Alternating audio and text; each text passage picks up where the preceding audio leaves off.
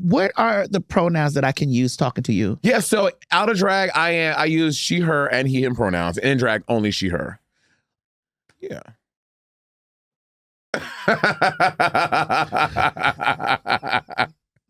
Yeah, I use she, her, and he, him out of drag because girl, my dad calls me Monét. My dad girls me. You know what I mean? So just she, her pronouns also feel right out of drag, but in drag only. Do not he, him, me when I got a wig on. Wait a minute, Don't bitch. he, him, me when I got a motherfucking nail on. Listen, or I'm about to hit you on. one of my old things. Now wait a minute, bitch. Now wait a minute. Okay, I need some explanation on that. Okay, tell me. Like What's what up? is so when you're in drag, the persona Monét.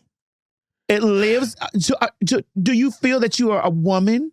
So in drag, I feel like I do feel cloaked in my womanity. I feel bathed in my femininity when I am in drag, but again, I don't identify obviously as a trans woman, but I do identify as a non-binary person. When I'm in drag, I fall more into binary of woman, she, her. I feel just super femme, hyper femme in drag. So it's safe to say that you're non-binary. Yes, I am non-binary, but just because you're non-binary doesn't mean you use they them pronouns.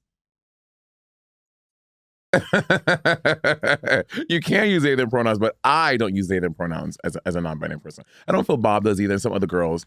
So okay, I got into a heated discussion the other day on Twitter because the girls decided that.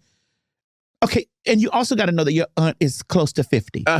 Yeah. And when you're... But you don't look a day over 35. Why, thank you, darling. And my pussy isn't a day over 20. I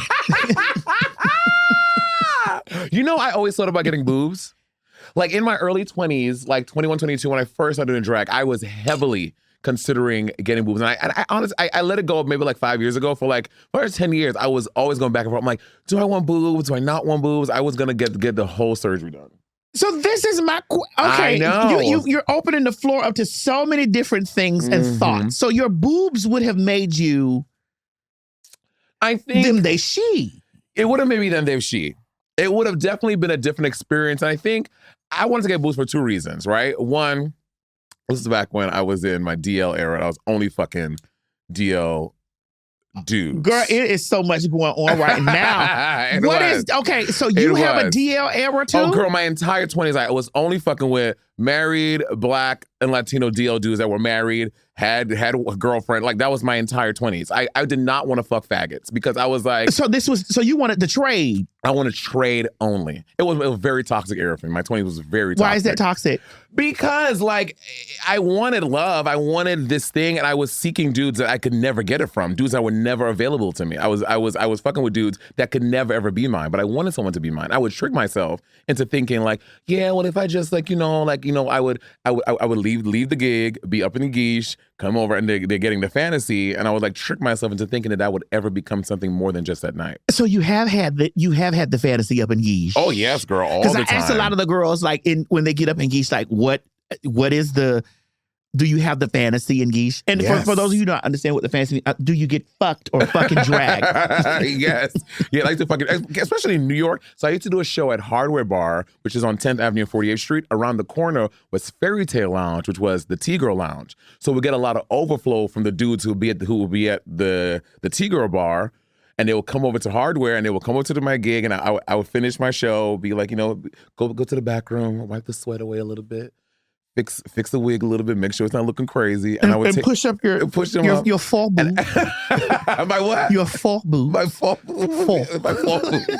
And I would take them back to my house, and we would do this, girl, all the time. And you get your dick sucked and everything. Yeah, because you're not fucking me in drag. Because I done been like, oh, I'm doing the bending. Oh, I'm doing the bending over. So you're the top in drag. Yeah. But that's what they always wanted. They always wanted to be fucked by the girls. All right. So, oh my God, we've went so many different places. Many different places that I gotta go. I gotta go back to this square and then go back. All right. So you're non-binary. Yes. Your pronouns are in drag, she her. Out of drag, it's he, him. And she, her. And she, her. Yes. And come on, don't because I got to make sure my memory's still up good. And when there was a time that you wanted to have boobs. I did. And you were going to still get in and out of drag with boobs. With boobs, yeah. I would come present just like this, just have boobs. Some 38Cs. So it would have made it more easy for you to put on a leotard. Exactly. It have made it easy for you to put on a.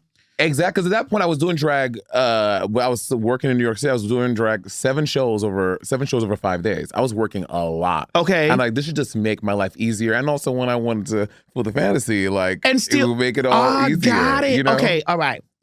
So, what would you say to people who'd say, "Well, this is what adds to," and this is just us having this conversation, and it's the floor is free. Mm-hmm.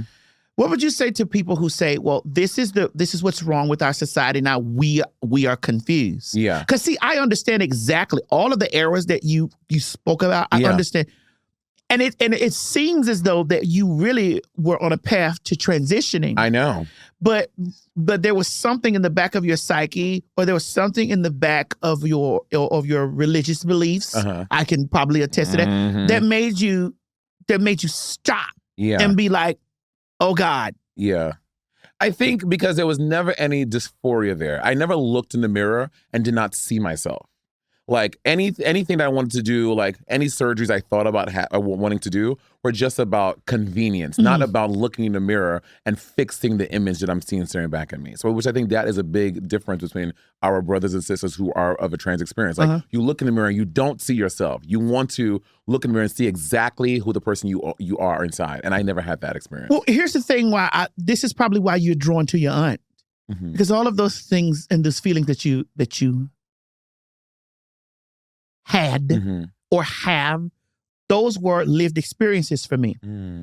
So when people say to me, TS Madison, why do you advocate a lot for gay men? I was like, well, there was a time in my life that I lived up until that. Yeah. And I was a gay man all the way to 17. Oh, wow. Then 17, I found out that I was trans. Like, I was like, okay, well, I always was trans, but because societal norms told me that the box that I'm in right now is I'm a gay boy. Gay boy, yeah. And so until I saw myself, I was like, oh, this is it. Yeah.